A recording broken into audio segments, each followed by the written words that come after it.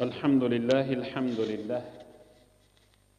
الحمد لله وكفى والصلاة والسلام على نبي المصطفى وعلى آله وصحبه ومن اقتفى أما بعد السلام عليكم ورحمة الله وبركاته. Hurmatlı cemaat, keçegi sabagыбыздын улантысы. Эгер кече кунт коюп, жүрөгүнө жазып, барака жазып отургандар болсо, анда эстен чыккан жок. Мусулмандын үйүнө Аллахтан кут, береке, ийгилик, жакшы жышан алып келген 8 нерсе. Кече биз экөөнү өткөргөнбүз. Биринчиси кайсыл эле? Куран тилават кылуу. Окудукпу? Окутабыз иншалла. Экинчиси Бисмиллахир-рахманир-рахим. Бардык маселе Бисмиллахир-рахманир-рахим менен баштайбыз. Биз буйруса, ооруп эле калбасак, Аллах өз сактасын. Дайым бешим намазынан кийин 10 мүнөт сабак узуланат ушинтип. Мен Жамия Ан-Надва мечитинде күнүгө сабак алам деп айтсаңар жаңылышпайсыңар. Күнүгө жаңылануу, алдыга умтулуу, жаңы сабактар. Бүгүн 3-4-сүн өтөбүз. Мусулмандын үйүнө кут, береке алып келген 8 нерсенин 3-сүсү. Ал as-sadaqa. As-sadaqa. Кайрымдуулук. Аллах өз аятында айтты: "Ва анфиqu mimma razaqnakum." Мен берген ырыскыдан бөлүш, кайрымдуулук кылып жаша дейт Аллах Таала. Кайрымдуулук ал эмне? Аллах өз аятында айтты: "Лен тенелул бирра хатта тунфиqu mimma tuhibbun." Өзүң жакшы көргөн нерседен бөлүшмөйүнчө эч качан ийгиликке жетишпейсиңер. Эң мыкты кайрымдуулук убакытты бөлүү, намазга. Эң мыкты кайрымдуулук пешим намазынан кийин 10 мүнөт убакытты бөлүп, курбандык кылып, угуп кетейинчи, балким мага сабак болуп калар, же болбосо мага болбосо да мен аркылуу бирөөгө сабак болуп калар деп 10 мүнөт убактыңарды сарпташыңар, бул эң чоң кайрымдуулук. Кайрымдуулук ал жөнүндө пайгамбарыбыз саллаллаху алейхи вассалам эмне дейт? "Ма мин ахадин минкум илля сайукаллимуху Аллах лейса бейнаху ва бейнаху таржуман."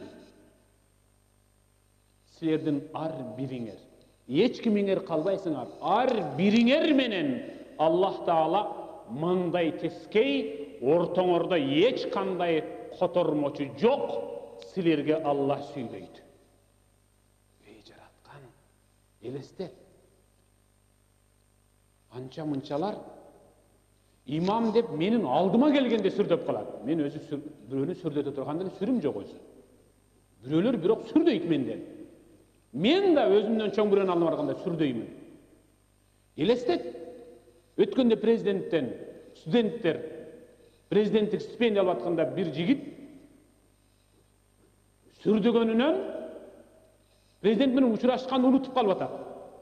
Сүрдөгөнүнөн бериле турган стипендиянын кагазын алганды унутуп калып атат. Сүрдөп атат ал. Инсандан болгон сүрдө. Эми Аллахтын алдына барганда не деген сүр басат? Сүйүктүү бир туган. Пайгамбар айтып атат: "Эч кимиңер калбайсыңар, ар бириңерге Аллах Таала сүйлөйт, Аллах менен сенин ортоңдо котормочу болбойт. Фаяндур аймана минху фала яра илля ма каддам." Өзүнүн оң жагын бурулуп тиктейт корккондугунан ал инсан. Оң жагында эч кимди, эч нерсени көрбөйт, болгону ма каддам.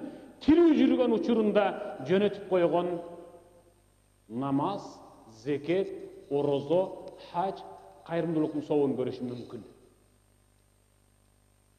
وينظر ما أشأم منه فلا يرى إلا ما قدم. Сол жағына бір тіктейді, барбы менің бір жардамшы, таяныч, сөйөніч. Эчнерсени көрбөйт.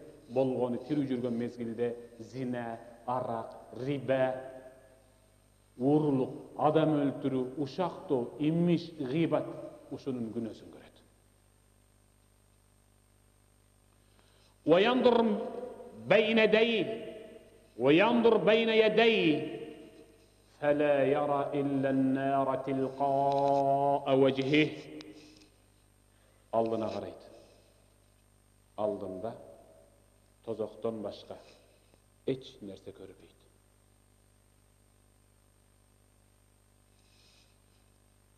فاتقوا الله ولو بشق تمرة أي فاتقوا النار ولو بشق تمرة. Аллахтан корк. Тозоктон сактанып кал, коргонуп кал. Курманын финиктин жарымын берип болсо дагы, мен жей койчу ушуну.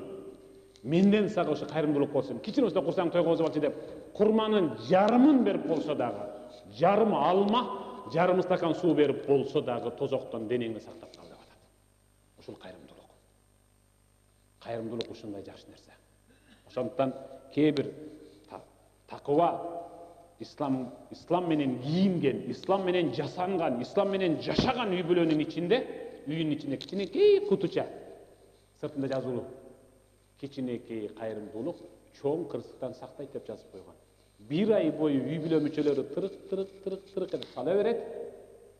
Айдын аягында астын тешип ачып туруп, мынеке биздин үй бүлөнүн салмышынчы болуп тур, кегил ошону бир муктаждарга апарып берейин дейт. Билинбеген кайрымдуулук. Бүгін бір сом, бір сомнан таштарынан бір киши 30 сом таштайт. Аял өкө 60 сом, баласы үчө 90 сом. Кызы кошулса канча болот? 120 сом. Эгерде 120 сом берип турчу десе, жаны чыгып кете жаздайт бир адамчы. Ошол учурда. Эмнеге мен сага 120 сом беришим керек? Кара, кайрымдуулук. Ошондуктан ما من يوم يصبح العباد فيه إلا ملكان ينزلان. Ар күнү бенделер, инсандар таң аттырып атканда эки периште түшөт.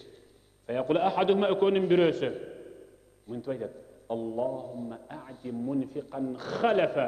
Аллахым, кайрымдуулук, сенин ыраазың үчүн кайрымдуулук кылгандын байлыгын арттыр. Экинчиси айтат: Аллахумма а'ти mumsikan talafa. Аллахым, сараң битирлердин байлыгын тукумурат кылып жок кой.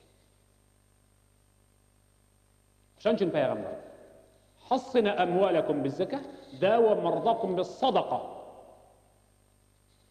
Байлыгыңарды зекет берүү менен коргондоп сактап калгыла. Ооруңарды кайрымдуулук берүү менен давалап, шифалап, дарылап алгыла.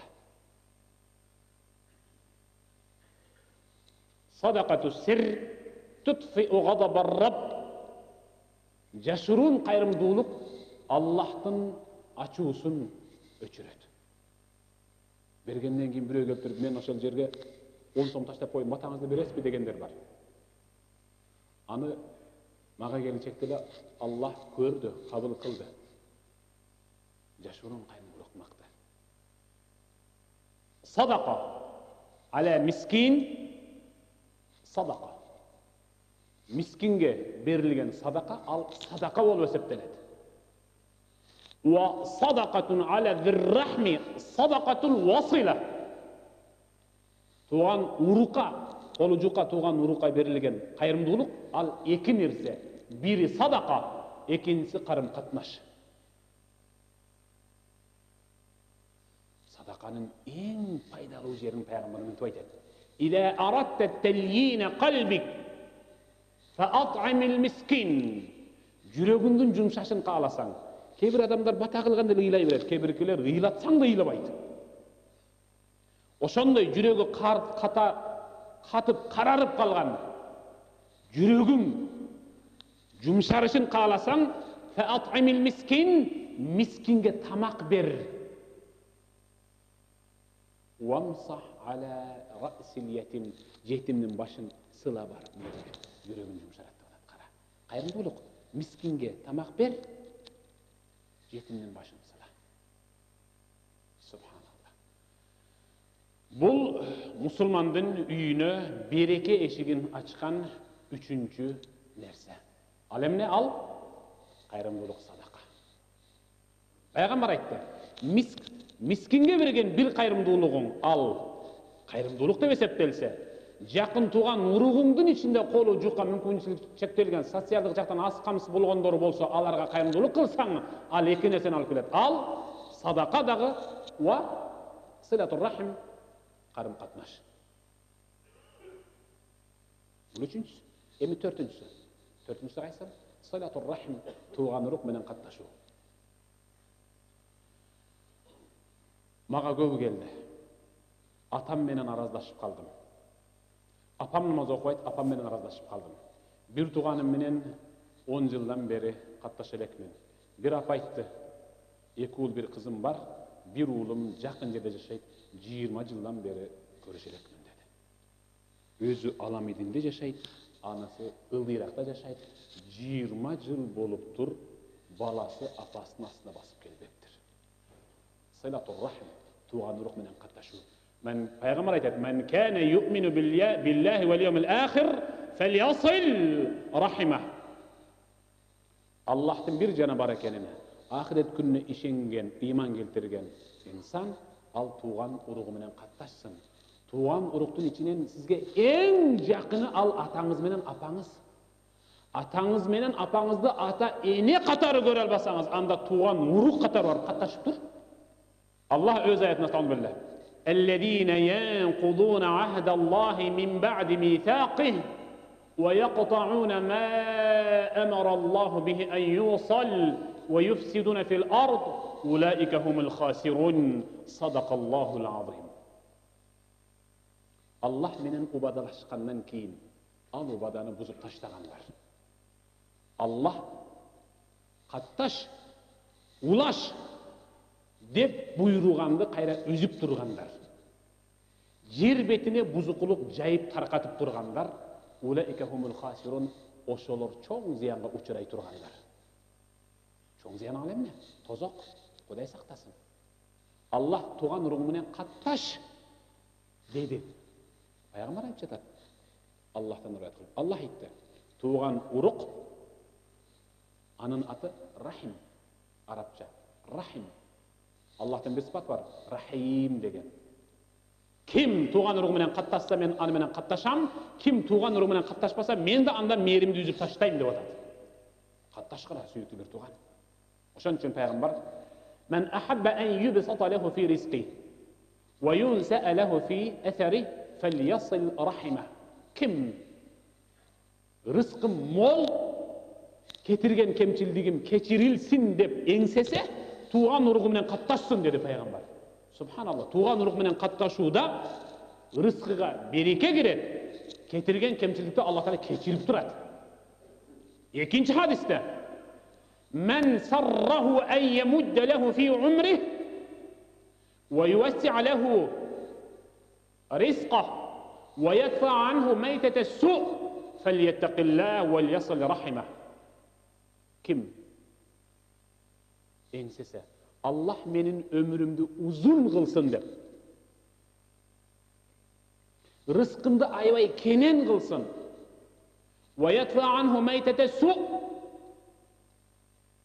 ыймансыз өлүмдөн сактанайын десе, субханалла, ыйманы менен ла илаха иллаллах деп өлүп кетейин десе, фальяттақиллах, Кудайдан коркуп, ва льясил рахимах, тууган уругу менен катташсын. Сүйүктүү бир тууганым, сиз катташайын десеңиз дагы сиз менен катташкысы келбеген тууган уругуңар бар, досуңар бар, санаалаш кесиптешиңер бар, соодада жүрүп үзүлүп калгандар бар.